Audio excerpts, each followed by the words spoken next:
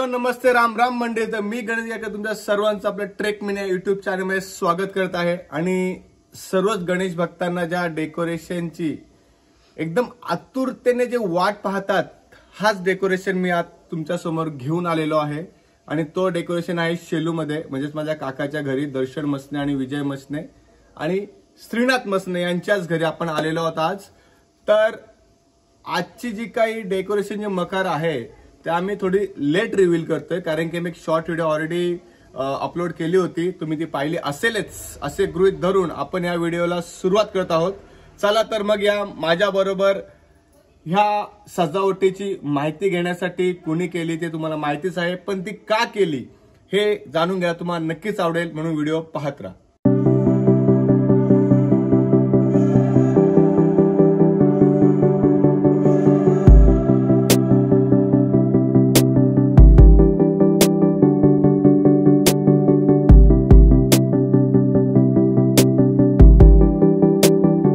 हे जे तुम्ही महल बघता, तर हे सगळ्या करण्यामागचे दोन कारागीर विजयदादा मसने आणि दर्शन मसने हे आपल्या समवेत आहेत. तर आता हे आपल्याला सांगतीलच की ही जी सजावट आहे आणि आपण आपल्या समोर गणपती बाप्पा पाहतोय, तर हाच गणपती बाप्पा का आणि हीच सजावट का, तर अशी आपली मुख्य दोनच प्रश्न आहेत. तर त्या प्रश्नांची उत्तर द्यायला आपल्या समोर दर्शन मसने आणि विजयदादा मसने आहेत. तर आता आपण त्यांनाच विचारूया आणि तेच सांगतील आपल्याला. तर दर्शन, तू काय सांगू शकतोस? साधारण हा सेट करण्यासाठी आपल्याला ही मूर्ती हवी होती आणि ह्यावेळेस आम्ही कुठूनही मूर्ती परचेस केलेली नाही, स्वतः जाऊन मूर्ती शोधली आणि आपल्या घरीच पेंट केली आहे. कारण थोडं बेसिक नॉलेज असल्यामुळे आपण ते ट्राय केलं आणि आपल्याला एक कृष्ण अवताराची थीम दाखवायची होती सेटअप नुसार मूर्तीचा, तर तो आपण एक्झिक्यूट केला. तर जसं दर्शनने सांगितलं त्याचप्रमाणे श्रीकृष्ण अवतार असलेलीच ही गणपतीची मूर्त. आणि तुम्ही पाहू शकता की गणपतीच्या मुकुटाला मोरपीस आहे. आणि दुसरं मेन म्हणजे जी काही बासुरी आहे ती गणपतीच्या हातामध्ये दिलेली आहे. तर ह्या गोष्टीचं वर्णन ह्या गणपतीच्या मूर्तीमध्ये आपल्याला दिसतंय.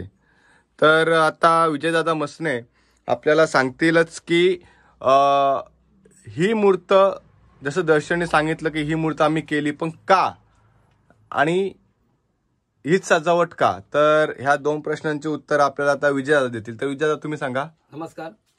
ही सजावट साकारण्यामागचा एक उद्देश होता की एक पौराणिक कथेचा आधार यासाठी आम्ही घेतलेला आहे. मयूर दाखवलेले आणि श्रीकृष्ण स्वारी दाखवलेले. मयूर आणि श्रीकृष्ण स्वारींचं ते आतून नातं आहे, त्यामध्ये ते आम्हाला यामध्ये दाखवायचं होतं, त्यासाठी ही सजावट आम्ही साकारलेली आहे. आणि तुम्ही असं पण सांगितलं की ह्या सजावटीमध्ये काहीतरी एक पौराणिक कथा सुद्धा आहे. तर तुम्ही सांगू शकता का आम्हाला काय आहे ते? मयूराचं आणि श्रीकृष्ण नातं हे आठवडे. मयूरांचं असं श्रीकृष्ण स्वारींकडे मागणं होतं, तुमचं सानिध्य मला सतत लाभावं, म्हणून श्रीकृष्ण स्वारींना आमंत्रित केलं त्यांनी त्यांच्या महालामध्ये, आणि त्याची सजावट आम्ही या ठिकाणी साकारलेली आहे. काय नाव काय दिले तुम्ही ह्या सजावटीला? मयूर महल. मयूर महल. तर तुम्ही पाहू शकता की मयूर महल हे नाव दिलेलं आहे. आणि त्याचप्रमाणे तुम्ही गणपतीच्या मागे हे बघा, हे मोराची प्रतिकृती पाहू शकता. तसेच आजूबाजूला आपल्याला इथे वेगवेगळ्या प्रकारे गणपती दिसत आहेत. म्हणजे इथे बसलेत, तिथे मृदुंग वाजवतायत, वीणा वाजवतायत. तर या मागचं कारण काय आहे विजयदादा? आपण सर्व जाणता आहात की श्री गणेश स्वारी ही 14 विद्या आणि 64 कलेचा अधिपती आहेत. तर यामध्ये आम्हाला पूर्ण काळात दाखवता न आल्या, पण आम्ही काही थोडासा प्रयत्न केलेला आहे. वादन, गायन, नृत्य असे वेगवेगळ्या प्रकारच्या कला आम्ही थोड्याशा दाखवण्याचा प्रयत्न केलेला आहे या ठिकाणी. तर हे बघा, काही अशा प्रकारे इथे गणपतीच्या मूर्ती वेगवेगळ्या स्वरूपामध्ये आपल्या समोर ताई ह्या सजावटीमध्ये ठेवलेल्या आहेत. आणि अजून एक गोष्ट आमचं लक्ष वेधून घेते ती म्हणजे हा कासव. तर याच्या मागचं कारण काय आहे? श्री विष्णूच्या अवतारापैकी एक आहे, हे कूर्म रूप आहे. अच्छा.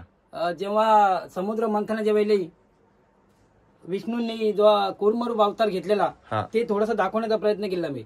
अच्छा.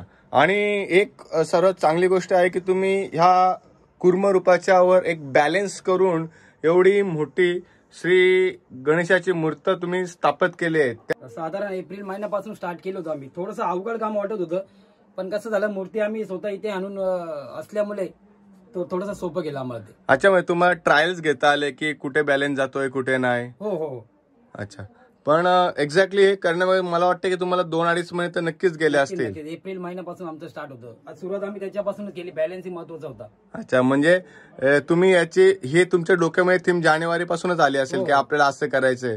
तर हे बघा, सगळं प्री प्लॅनिंगचं काम आहे आणि त्या प्री प्लॅनिंगचं एक्झिक्युशन हा खूप सुंदर प्रकारे त्याही केलेला आहे. तर आता दर्शन, मला तुला एक विचारायचं आहे की ही जी सजावट आहे, ही सजावट कारण की अतिशय बारीक काम आहे. तुम्ही पाहिलं तर हे बघा, इथे काचेमध्ये काही डिझाईन काढलेले आहेत, पण याच्यामध्ये तुम्ही पाहाल की प्रत्येक काचेमधून ना आपल्याला एक अँगल मिळतोय आपल्या गणपतीच्या मूर्तीचं.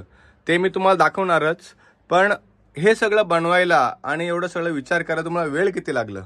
एक आम्हाला साधारण साकार करण्यासाठी 1 ते दीड महिन्याचा कालावधी लागला. आणि आम्ही दोघं तर आहेतच, पण यावेळेस सर्वांनी चांगले एफर्ट घेतले. खासकर दादा आणि मनीषाताई, त्यांनी पूर्ण काच लावण्याचं काम केलेलं आहे. आम्ही दोघांनी एकही काच लावण्याचं काम म्हणजे केलं नाही. पूर्ण जबाबदारी त्यांनी घेतली होती आणि बाकी बेस पासून ते डिझायनिंगचं काम आम्ही दोघांनी केलं. अच्छा, तर खूप छान प्रकारे आता तुम्ही हे डेकोरेशन केलेलं आहे. आता आपल्याच सबस्क्रायबर्स आणि आपल्याच एका व्हर्च्युअल फॅमिलीने हे पाहिलेलं आहे. तर तुम्हाला कशी व्हिडिओ वाटते हे तुम्ही नक्कीच सांगा. आणि जर का तुम्हाला इथे येऊन हे पाहायचं असेल तर अजून 4 दिवस बाकी आहेत. तुम्ही नक्कीच या शेलूमध्ये. शेलूमध्ये आलेलं कुठे विचारा, दर्शन बाळराम मसने कुठे राहतात, तुम्हाला घरी आणून लोक सोडतील. तर नक्कीच या, बघा आणि तुमचे आशीर्वाद आमच्यावर असेच राहू दे. Stay tuned for the next year. आता दर्शनच्या बरोबर दर्शनची आजी आहे. तर आजी, तुम्हाला काय वाटतंय दर्शनचं हे सगळं कलाकृती पाहून? आनंद झाला मला. दर्शन, तुला? मला पण आनंद झाला. आई खुश, आम्ही खुश. गणपती बाप्पा मंगळ मूर्ती, उंदीर मामा की